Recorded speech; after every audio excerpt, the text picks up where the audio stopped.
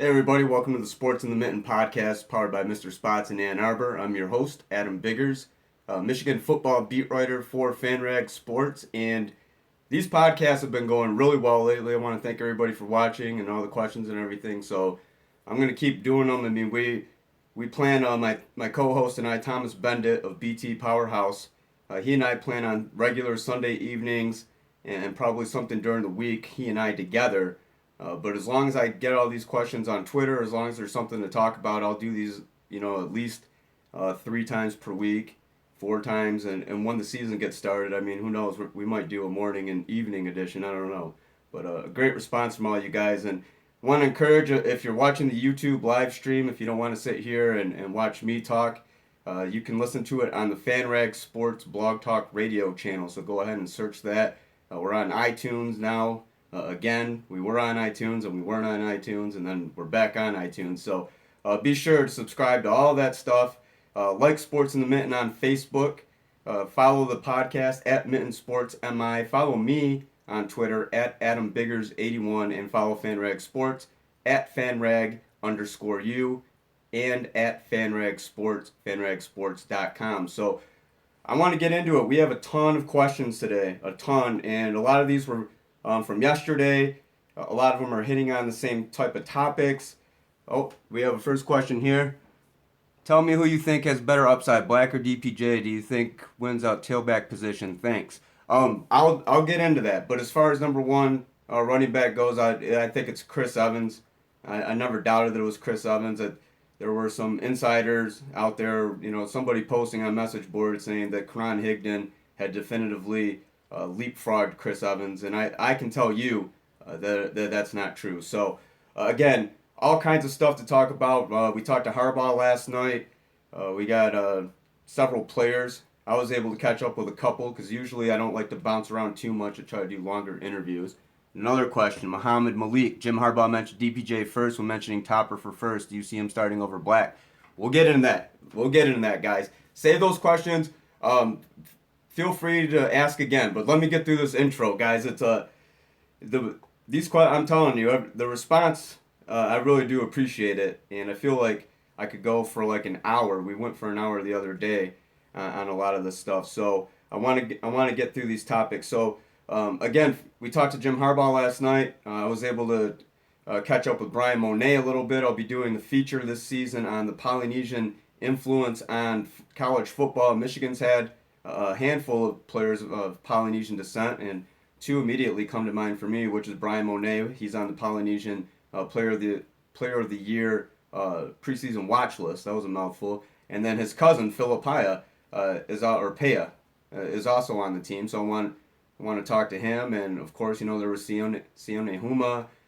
So Polynesians in college football and football in general. I mean, we can, like I mentioned to Brian, look at programs like USC, all kinds of stuff. That's a topic for another day, but I'll be doing that. And then was also able to catch up a little bit last night. I think Chris Evans. So it was Chris and Brian. Those videos are on my YouTube channel. Jim Harbaugh. Those videos, all three are on my YouTube channel. So go ahead, please subscribe and view. So I'm gonna get into these questions. I'm gonna start for yesterday. If you guys don't mind, hold off on the YouTube questions for just a couple minutes. Because I am so ADHD, I see it flash on the screen, I want to get to it, and then I want to get to this other one too. So, you know what? I think it's probably because it's a lot of freshman questions. I want to do it this way, and I apologize, I won't be able to mention everybody by Twitter handle, but I just want to go through the list, and I think it's easier because it covers a lot of people's questions. I'm going to go through the list of commits right now, starting with Donovan Peoples-Jones. What have I heard about Donovan Peoples-Jones? And I just had a question about is he the number one guy? It took him some time to get acclimated. But after a few practices, I was told that he really kind of started coming into his own. And yeah, he looked good in the spring game, and that's one thing. The spring game is one thing. Fall camp is an entirely different animal in itself, right? So with DPJ, I think he's definitely going to be a top receiver. You definitely got to put him in that wide receiver mix. I feel like that's a no-brainer now. We've been hearing too much. We've been hearing DPJ too much, too often to ignore. Cesar Ruiz, backup offensive line. I'm guessing it's going to be at the guard position. I don't know specifically if he's Patrick Kugler's backup. I believe Patrick is going to start at center, but I do believe that Cesar, if he's not the number 2 center, he's definitely one of the number 2 guards. I can't see him on the outside right now. So, Ambry Thomas. Ambry Thomas is actually a player that I thought was a pretty decent candidate for a red shirt because there was a comment over the from spring and summer that they wanted him to bulk up a little bit. And Ambry's not a huge guy. I mean, I stood face to face with Ambry on National Signing Day. I mean, he's a lot bulkier, stronger, but he's about my height, maybe a little bit taller. I'm 5'9", and I mean, he's not a huge guy, but he is super athletic, and Jim Harbaugh definitely had some good things to say about him last night during availability. And again, if you want to see that's the entire interview with Jim Harbaugh. If you want to see everything that he said, he cracked a couple jokes with us last night. It was a good time, so go ahead and check that out. Tariq Black definitely. And going back to that question, I think it's from Muhammad Malik. Yes, Muhammad. It's difficult to say who's going to top the other, DPJ or Tariq. I mean, I think those are 1A, 1B. Those are 2 receivers that are definitely going to make an impact. And those guys, I think, are going to be fantastic targets for Wilton Speight. And again, if you guys read my stuff, I just posted a column today on FanRagSports.com on Wilton Speight's mentality. Go out and check that out. The question, I think, is in the Harbaugh video. It's around the 3:30 mark, if you want to hear the exact question that I asked. And it's with Pat Hamilton. I don't know what else to say that hasn't been said. This is going to be a fun offense to watch. I just get that feeling. And Jalen Kelly Powell has been mentioned among with the group in the secondary. I'm not sure if he's going to be a 2-deep guy. I mean, I do expect him to see some action. Maybe special teamer again. Maybe with Ambry, maybe he gets his feet wet on special teams. I mean, we've seen it. Josh Metellus last year got his feet wet on special teams. A lot of guys did. So Corey Malone Hatcher. Everybody knows about Corey Malone Hatcher. Just wasn't medically cleared. It's unfortunate. He wasn't able. He did tweet sometime last week. He said something about in 2 years he'll be back. So it's a medical issue. It's with his what I was told, it was a knee kind of muscle issue in his leg. Obviously, the knee's in the leg. So, but that's about it. And any other talk about Corey Malone Hatcher, if you guys read on the message boards, there's some kind of stuff. Don't believe all that stuff. So, Costco Payne, can Ambry Thomas get starter reps at one of the cornerback spots? Costco, I don't think so. Costco, who leads and Costco wants to know who leads the defense and tackles. Put that one up again. Was it for leads the defense and tackles from the secondary? I'm not sure. And that one's going to be a wild guess. I mean, I think you have to. Overall, I mean, look at guys like Mike McCray. I think Mike McCray might be, Costco Payne, McCray or Hudson. And that's another player. James Hudson has been mentioned along with a 2-deep for the defensive line, so I'll get through that too. But yeah, Mike McCray is a pretty good candidate for leading tackler. I don't see why not. Jaraymon Hall. Haven't heard anything about Jaraymon. Benjamin St. Juice. Benjamin, good spring game, good fall from what it sounds like. I do expect Benjamin to be in that mix. I don't know if 2-deep, but again, I mean, he's going to see some playing time. Jamarick Woods. I think Jamarick might be also, a special teamer, get some time in the secondary. Again, it depends. And some of these games, depending on the score late in the game, I mean, I'm thinking the Air Force game, possibly, the Cincinnati game, that kind of stuff. We might see these freshmen get out and play a couple series. So, Ben Mason. Everybody knows Ben Mason switched to fullback. He was a linebacker. He was born to be a fullback, according to Jim Harbaugh. I remember him saying that over the summer on his radio show. And by all accounts, Ben Mason's doing really well. But I do want to preface it. And here, TJ Bellware, do you think that special teams unit can block as many punts, field goals as last year? Yeah, they're athletic. And they were very handsy last year. I forgot. I want to say, what was it, like 9 or 10 balls they got their hands on a few. Andrew Pearson Thompson, I say Camp Randall. Harder game, Wisconsin or Penn State? Penn State, I think. I mean, Camp Randall, yeah, that's a tough environment, but I think that Penn State game is going to be a tough one. So, getting back to the 2017 guys, Aubrey Solomon, I think Aubrey's going to figure in it sounds like he's right in that mix, too deep for defensive line or right on the edge of it. And I referenced this the other day. So Luigi Villain, Luigi's in there. Maybe not too deep, 3 deep defensive line, but he's certainly in the mix for reps. He's been mentioned, and especially for backup reps. So watch out for Luigi. Drew Singleton, Jordan Anthony. I'm going to lump these guys together because Chris Evans made a pretty funny comment last night about along the lines of he felt bad for the guys that Jordan and Chris hit in high school because they can hit. He said they are real hitters is what he said. So Chuck Filiaga. Chuck was mentioned by Tim Drevno not this past week, the week prior, the opening week of camp, as a guy who was getting reps in there at tackle. So Chuck may be a second or third string guy. Jared Hall says, I heard Coach giving great praise for Wheatley during interview, something breakout star. Yeah, I think Tyrone Wheatley is the number one tight end. Dylan McCaffrey, I expect Dylan he's a quarterback. I expect him to redshirt. Nico Collins. Nico had summer school. He just started practicing, but according to Harbaugh, just judging by his tone, his body language last night when he was talking about Nico, I think that he's excited about him. So, and again, this wide receiver group, just when I thought that I had a pretty good, and I feel like I still have a pretty good idea, but there's another guy who's sneaking in there, and there's a guy that maybe I thought, maybe, I don't know. I'll get into that, but I'm stuttering over myself right now. Oliver Martin, if you saw that video, I'm Go Blue, Oliver Martin made that catch over defensive back's back, just peeled it off him. Oliver has made some fantastic catches during practice. I expect Oliver, and he was a guy initially that I thought was maybe on that borderline. Are they going to redshirt him this year? Maybe not. I was kind of undecided on him. And by the sound of it, probably not. So hold on, I'm going to get a drink of water real quick. Josh Ross, not James Ross, Josh Ross. Jim Harbaugh accidentally calls Josh James from time to time. I'm sure Josh gets it a lot. More questions. Is it true Kennedy Cameron? Is it true Donovan Jeter's up, excuse me, up to 290? I don't know.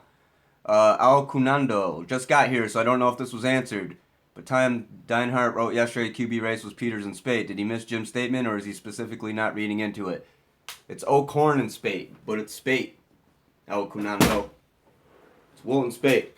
And I wrote about that today. Sorry, dropped my water. I'll talk about that. Okay, Josh Ross, another guy who's a hitter. So Josh, and I expected Josh to be maybe, I don't know if he was going to be in that 2 deep linebacker group, but again, he's a guy that I think will get some special teams action, and especially when you're fast, athletic, you can hit. I mean, those are going to be guys who pop balls loose. Those are going to be guys that kick and punt returners do not want to cross. So watch out for Josh Ross.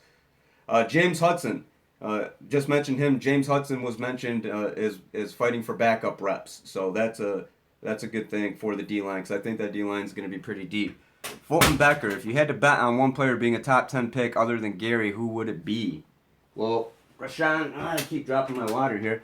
Rashawn isn't eligible this year. Rashawn's got one more year. You have to be 3 years removed from high school football for the draft. So, in general, though, I mean, I don't know. That's a good question. It depends how high Maury's first stock rises. I mean, there's some people who say he's the number one defensive lineman of this NFL class, and I said the other day I would be shocked if Mo lasted it past the second or the third round. And I mean, by all accounts, some of these NFL draft experts are looking at him as a first round pick. And I mean, if he's the number one ranked defensive lineman, I mean, depends what team. So maybe Mo Hurst, I think, is a good candidate. TJ Bellware, what is Oliver Martin's play style? Is he a speed guy, possession guy, or a red zone threat? I haven't seen enough of him. I watched his high school tape, but he did it all in high school. I imagine with Oliver, I look at him as a slot guy. So a speed guy, I mean, he could, and if you're a speedy slot guy, you could be a threat in the red zone. So, I mean, it's pretty early to tell right now, TJ. Deron Irving Bay from my neck of the woods, Flint Southwestern. I used to actually coach baseball there. Deron Irving Bay, and I do have a pretty good Miles Bridges story. I'll save that for another time. Miles went to Southwestern. Deron Irving Bay was a guy that I thought would be a candidate for a red shirt, honestly, and he's the only All-American, Army All-American to come out of Flint, so that's pretty good considering, I mean, this little city has pumped out some major athletes, whether they're college, pro, football, basketball, got some hockey stars from around here, baseball, all kinds. Flint is a sports city, always has been. So don't underestimate a Flint guy. I'm just telling you that right now. They're a different breed. I know a lot of places say that in the toughness, and I know a lot of these guys are tough. But Flint guys, I can tell you from experience, do not underestimate. So Deron Irving Bay sounds like he might get some play time. Excuse me. Omari Samuels, running back. I think Omari is a candidate for a red shirt. Andrew Stuber, he was mentioned by Tim Drevno as in that rotation. I don't know if he's too deep. I don't think he's quite at that level yet, but maybe he is a reserve guy that can come in late games and they'll get him some playing time. So Philip High, I haven't heard anything about Philip yet other than, like I said, I'm planning on doing that Polynesian influence feature. So I guess to be continued on Philip. Quiddy Pay, great hands. Don Brown said that again during the opening week of practice. He said he was really impressed by the way that Quiddy used his hands. So it sounds like, and I thought initially, because Jim Harbaugh mentioned in Chicago that, maybe outside linebacker for Quiddy and Luigi. They're obviously edge guys. But it sounds like, I asked Chris Partridge, he said that they're primarily working with Greg Madison, the defensive line coach. So I think that solves that. Kurt Taylor, running back, I think he's going to probably redshirt. Brad Robbins. Jim Harbaugh was very complimentary of Brad Robbins last night. He said Will Hart's punting the ball well, and I think that he used the term real deal. I'd have to go back. I'm pretty sure real deal with Brad Robbins. So watch out. I mean, Brad might overthrow Will Hart. I imagine it's Quinn Nordine as the field goal kicker, and if you saw that, I think it was like a 47 or 48 yarder in the spring game, and it would have been good from a few more yards out. So quite the leg strength. That's the whole class right there. Or Brad Hawkins. I haven't heard anything about Brad Hawkins. I haven't heard anything about Joel Honingford. So I think we went over the entire class, the 19 and then plus the 11 early enrollees. So I'm gonna get to Twitter questions. Go ahead, guys, fire away on YouTube with all of your questions. I think that going through the class kind of lumped in a lot of them. So I want to thank Jeff LeMay asking questions. Mason Blue Man for the comments. Beat Florida with 3 L's. I think, he had a comment about John O'Corn. It was damn sure cold and windy that day. He's talking about the Indiana game. I was frozen by the time we left the stadium. He didn't get much help around him either. Yeah, that wasn't a great game for Michigan. So, Twitter questions. Adam, Jacob Walters. Adam, who's a more difficult matchup, Penn State or Wisconsin? I think it's Penn State. And Muhammad, I'm sorry, I just missed yours. That looked like that was a large paragraph there. Let me see it again. I'll get to that one while I try to scroll through these mentions here. And again, guys, thanks for asking all those questions. I'm pretty sure that the freshman rundown covered a lot of them. I want to get to some of these specific ones too, and I'll answer your guys' ones off YouTube. We're going on 19 minutes, so you guys know what that means. We're probably going to go another 40. It depends on you.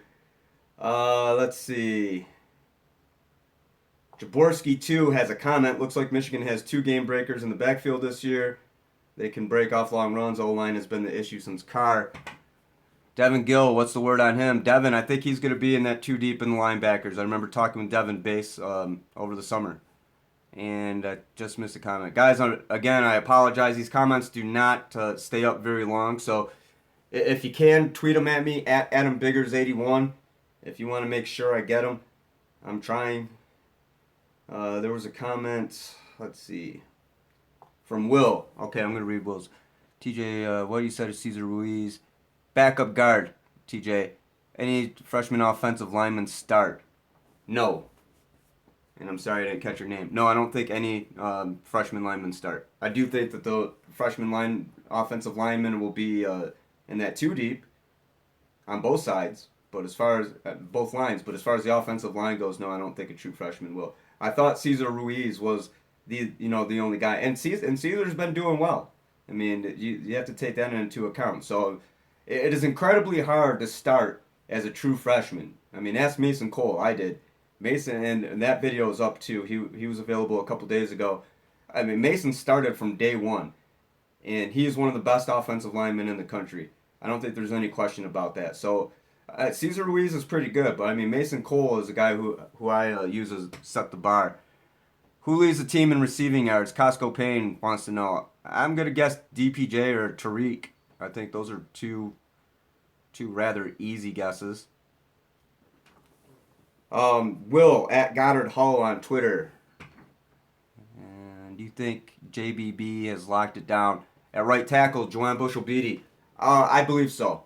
I believe so. But I mean, John Runyon's like on paper, he's the most athletic guy, most athletic lineman. If you saw those, the spring combine results, John won 7 of 8 events. Cesar Ruiz was the only guy who won another event. Do you think Wilton will pass for more than 3,000 yards this year? Muhammad Malik wants to know. I think he's got a really good chance. I mean, 2,500 yards last year. Few bad games on his part. And TJ Bellware, is Grant Newsome ever going to return? I would say no. I would say no. I think Grant's got a great future probably as a coach or something like that. I mean, that was a pretty serious injury. If he comes back, it'll be a comeback story for the ages. I mean, I don't have any definitive information, yes or no, but I mean, from my guess, that type of injury, I would say that it was life-threatening at one point. It was that certainly career-threatening. So, again, that would be a hell of a comeback, wouldn't it, for Grant? We have Will Goddard wants to know, how big of a role is Oliver Martin going to have this year? And again, I think I covered a little bit. I think Oliver's going to be in that group. And Nate Schonley has been, excuse me, I'm having indigestion. I've been eating a lot of steaks lately and yellow peppers. Top videos. Hey, that was a nice comment. F Michigan.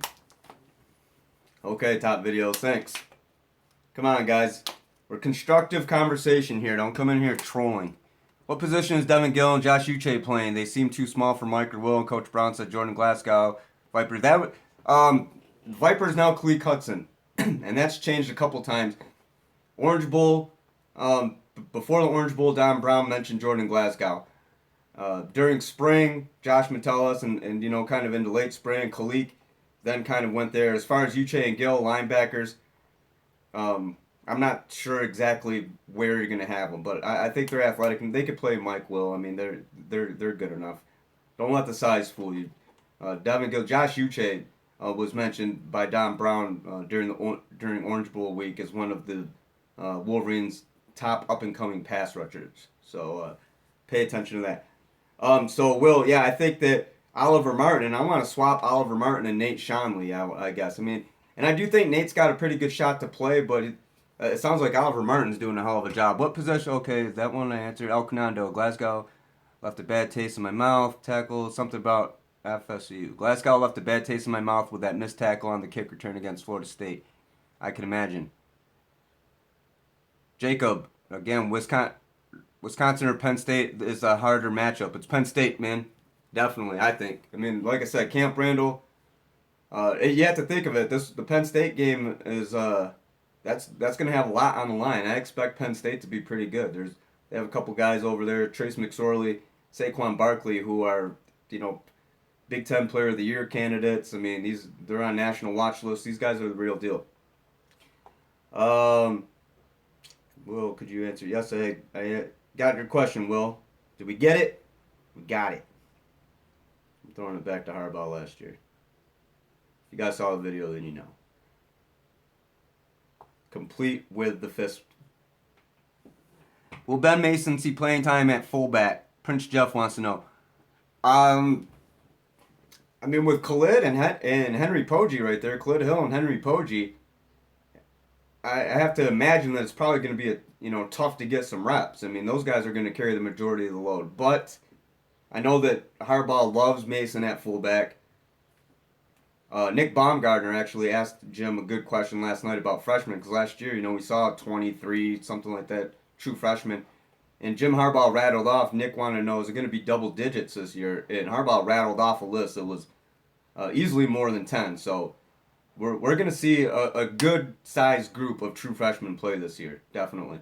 Maybe not like last year, But we're going to see a pretty good. Last year was out of necessity, and then look what happens this year. Now they're ready for this year. So I think our D matches up great against Penn State. We win that game by 2 scores and put the nation on notice. Says our word 616.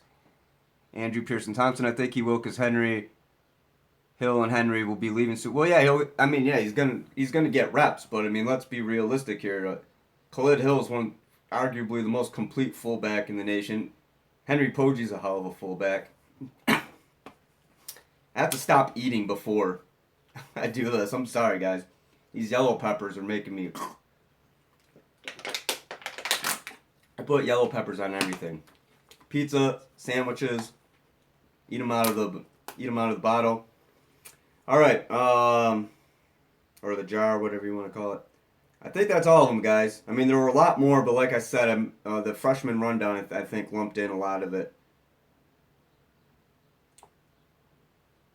This one comes from Haiti Live Radio, at Haiti Live Radio. Do you think Harbaugh had any other motive in letting it be known this early that BP is not in contention for the starting job? I mean, I think Harbaugh... I'll get to these ones, guys, real quick. I want to answer this one. This is a good question.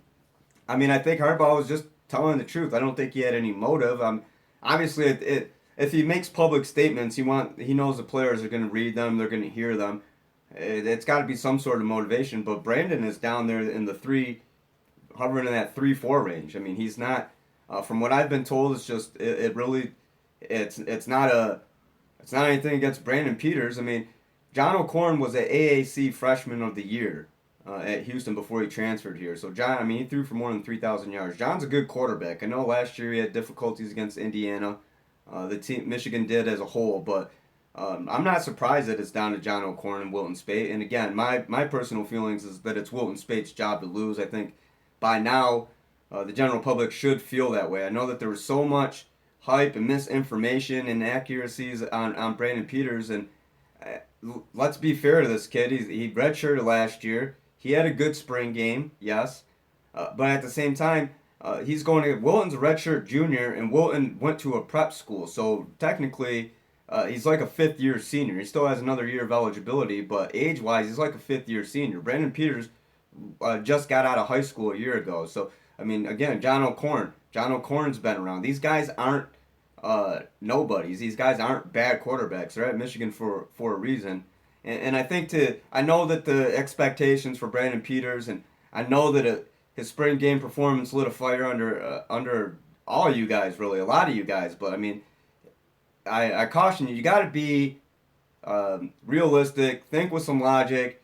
I know it's like, well, next year national championship. It's this year. Michigan is thinking about winning this year. Okay, the season hasn't even started yet. So before we get into all that talk, compartmentalize that conversation a little bit. Any idea on who will be captains? Muhammad Malik wants to know. I would take a good guess. Let's see.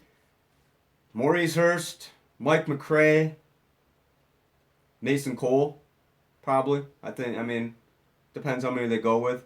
I would say one of those guys definitely. They go with 3 captains. I think those are about as good of examples as you can get. And I think that's it, guys. That's all the questions. Oh, Alex Bricker at abrick75 tweeted, hearing anything about this? Okay, I'm not going to. That's all speculation. That's on a message board, Alex. Come on, man. You know that I don't like to get into that. It's about Florida players. Yeah, I don't know. If you guys, it's on Inside the Gators. I don't want to get in. I don't know anything about that, Alex. Put me on the spot, man. I don't like that.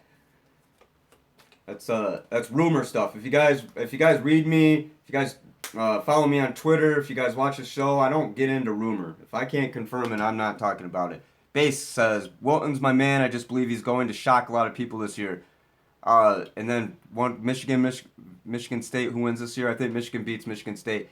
Back to the Wilton comment. Yeah, I mean, this guy, Jim Harbaugh said base last night that Jim Harbaugh said steady, even-keeled, same mentalities he had last year when he won the job. So, I mean, I don't understand what's going to be different this year. Unless John O'Korn absolutely impresses during fall camp.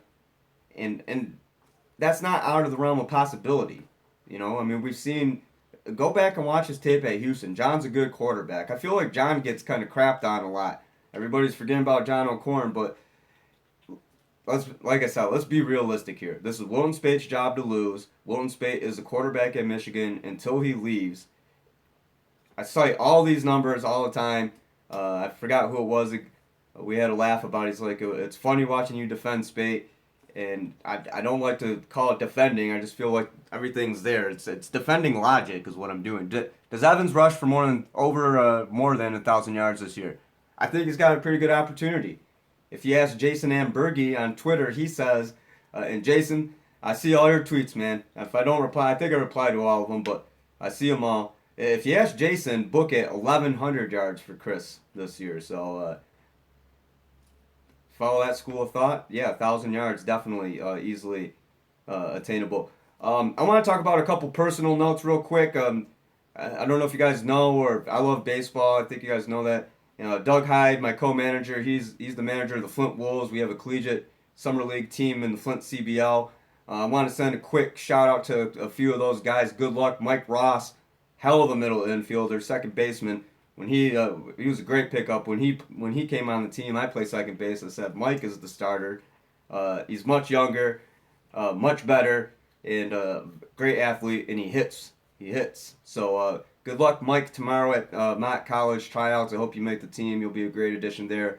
I want to say good luck to Luke Copley.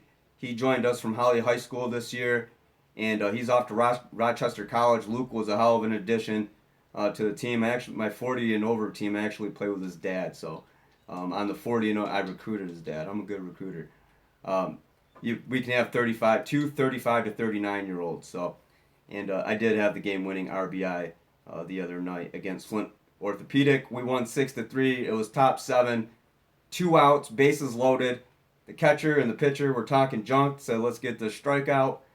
And I had popped out a couple times and struck out. I cannot swing a metal bat. Switched to my wood bat that I bought off the pitcher who owns the store, the big baseball store around here. So it was a pretty satisfying feeling. I don't know if you can tell or not. So anyway, those were the quick personal notes. And also, real quick, just because I was talking with some of these guys on Facebook, I used to cover the Mott Bears basketball team, junior college powerhouse. Steve Schmidt does a hell of a job over there, 4 national titles. And I'm really into music. I love rap and hip hop. And we had some Memphis guys up here back on the 2010 team, and I was razzing them. I'm really into Young Dolph. I like Memphis. I like the Memphis sound. It was like 8-Ball and MJG. When 3-6 Mafia did a collaboration with Dayton Family, was from Flint. Started listening to Dayton Family or 3-6 a little bit. And then I heard Dolph on a mixtape. So, hey, Walt Davis, Daryl Boone Marshall, and Robert Littlejohn, if you guys are watching, I'm calling all of you out because Dolph's been out since like 2008 or 2009. You guys were here with plenty of time to tell me about him, but you didn't. I had to find out on my own. So I'm calling you out for that. But it's coming up on the 7-year, or actually 7 years since I covered those guys when they were freshmen. And Daryl, Walt, Boo, or Daryl Boo Marshall, Walt Davis, Robert Littlejohn, all those guys were fun to watch, great guys. And if you're watching, hello. So that's it. That's the personal stuff. Let me see what else we have here, guys. I'm sorry to rush. We're going on 33 minutes. Any other final questions? How's that? I'll stick around a couple more minutes. Final questions. Anything that we haven't talked about? 2017 camp questions? Anything regarding the freshmen? I think we have a pretty good idea of who's going to be. I mean, Chase, Rashawn, Mo, and Brian, defensive line. I think those are going to be the starters. Offensive line, again, I've said this several times. I think it's Mason Cole at left tackle. I think it's Ben Bredesen at left guard. I think it's Patrick Kugler at center. I think it's Mike Onwenu at right guard and JBB at right tackle.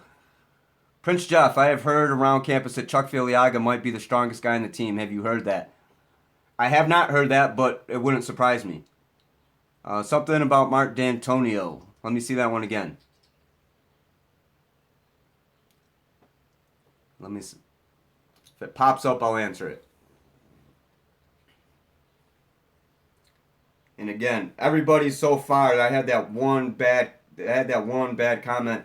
If you guys come in, Don't troll. I don't like to get into that fan trolling kind of stuff and talking smack. I like to deal with numbers. I like to deal with logic, facts. I feel like some of that's kind of gone by the wayside. So please don't come in here trolling. It's not that kind of show. I'm not Paul Feinbaum.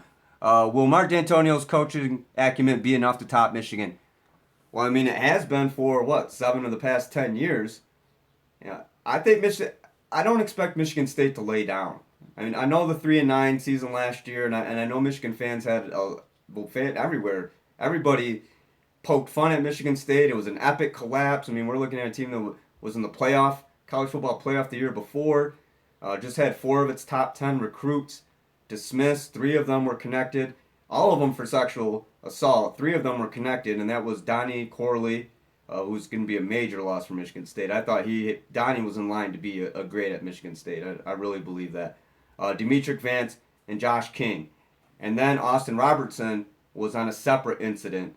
And those guys were 4 of their top 10 recruits. So, I mean, this was a class that was, going to move Michigan State into the future. D'Antonio's going to have to coach his ass off. I mean, I think he can X and O his way with Harbaugh. But to answer your question, yes, his coaching acumen is good enough to beat Michigan. But I don't think they will beat Michigan this year. I don't think his talent's good enough to beat Michigan this year. Something about Wheatley. I'm sorry. Let me see that one. That was the last one that popped up. Something about Tyrone Wheatley, Jr. Does Wheatley get the start even with Bunting finally getting healthy? Sorry if you've answered this one earlier. No worries, R-word 616. Yeah, I think it's Tyrone Wheatley. I think it's Tyrone Wheatley, Ian Bunting, and then Sean McKeon. Nick Eubanks actually was mentioned by Harbaugh last night. Al Cunando, D'Antonio won't ever achieve what he had. He benefited from Lloyd Carr destroying the program on his way out. Something about Narduzzi. I mean, you do have some sort of an argument there. I do believe, I mean, those were down years for Michigan, right? And, I mean, you can't, D'Antonio capitalized on them. You can't blame him for winning those games. I mean, he beat Michigan 7 of the past 10 years. So, I mean, I think that speaks for itself. Losing Pat Narduzzi, yeah, I mean, Narduzzi built that defense. I think losing Don Treadwell also. Lloyd Carr didn't destroy anything, said Andrew Pearson Thompson. I wouldn't go out and say that Lloyd Carr destroyed Michigan football. I just think, I mean, some programs go through, tough times. Michigan hasn't gone through many tough times like that. So I think a lot of Michigan fans, especially, if you're in your 30s or older, you're used to, that proud Hail, Hail, Michigan, You guys saw the 97 National Co-Championship. You guys have seen Bo Schembechler and Jim Harbaugh play. You guys know all about the legends and the stories and all that stuff to go with it. Read 3 and Out, and it will change your mind, Andrew. By John Yoo, one of the finest. That is a great book. I actually have a copy of it. It is. I mean, it's. I guess it depends who you listen to. I'm not going to say that Lloyd Carr destroyed Michigan football. Because I'm not John U. Bacon, and I'm not a Michigan historian, and John, does his research. So I'll leave that for you guys make your own opinion on that book. Will Kareem Walker see the field against Florida? Mark Malochi wants to know. Or did I say it right, Mark? Mark Malochi? Maloch? I don't think so. I don't know. It depends on the situation, I guess, right? I mean, Kareem, it sounds like he's the 4th running back. So it's going to be Chris and Karan and Ty in that order. Omari Samuels, he looks like a tank. Robert Cialone. I think he redshirts, Robert. Only because they're deep at running back. Chris Evans is the real deal, guys. I mean, I know that there was that talk about Karan Higdon hopping him, and I'm not. Karan's a hell of a back too, but Chris Evans is the lead back until further notice. Saw a couple pop up. Try to get them. If not, we're going on 40 minutes, so it might be a good time to cut it off. Again, I want to thank Tim and Keith at Mr. Spots in Ann Arbor. Those, I know I've been complaining about indigestion, but I don't care. Yellow peppers on steak sandwiches are good. Go see them at 808 State Street in Ann Arbor. How does our roster compare to Florida? I'm worried about the receivers and D-line.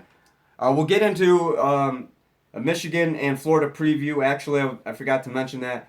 I had talked to Nick Baumgartner, MLive, Michigan beat writer. Nick does a hell of a job. I'm going to try to get him on the podcast, not this coming week, but the week after. I'll get some other beat writers.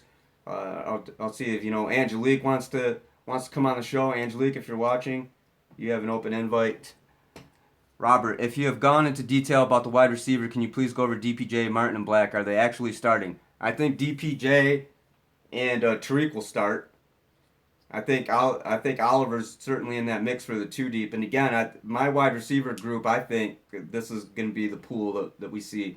DPJ, Tariq, you can throw Oliver in there, Kakoa, Maurice Ways, Nate Johnson, heard a little bit about him, Eddie McDoom. So what is that? 6 guys? 7 guys? Nate Shomley, throw Nate in there too. Hopefully that answered your question. Another one, Andrew Pearson Thompson. I'm a bit afraid of Kurt Taylor. I hope he does well, but I wasn't something about not overly impressed. Could you pop that one up again, please? As far as Kurt, I mean, and I'm not saying, like with Kurt and Omari, I'm not saying that they're not guys who are going to play. I'm just saying that Michigan's deep at running back. I mean, we're talking about 4 running backs right now getting considerable playing time, vying for considerable playing time. We know it's going to be Chris and Karan are the top 2 guys. So, I mean, where does a 5th and a 6th guy fit? Kurt's running style reminds me of Mike Hart, says Al Cunando. Andrew says, wasn't overly impressed with him playing for Grayson High here in Georgia. Okay, well, Andrew, let us know. Give us your analysis. If you watched him in high school, you saw more than just a highlight tape. You saw probably entire games, not just the good plays. Fill us in, man. If you're on Twitter, let me know, at AdamBiggers81. If you guys ever want to talk Michigan football in a non-podcast format, if you just have a question, I usually try to get to them all. Again, that's AdamBiggers81 on Twitter. Follow FanRag Sports at FanRag Sports and at FanRag_U, FanRagSports.com. Read my column that I just posted. It's on my Twitter. It's on our website. Excuse me. On Wilton Speight and his mentality being key. And we could talk about physical ability all day. We could talk about numbers all day. It's up here. Wilton's got it upstairs. I don't think there's any question about it. I mean, last year Jim Harbaugh heavily praised him. Again, I don't want to recycle old stuff. You guys know, but if you have any questions as far as quarterback race, freshman, 2 deeps, any of that, get me on Twitter.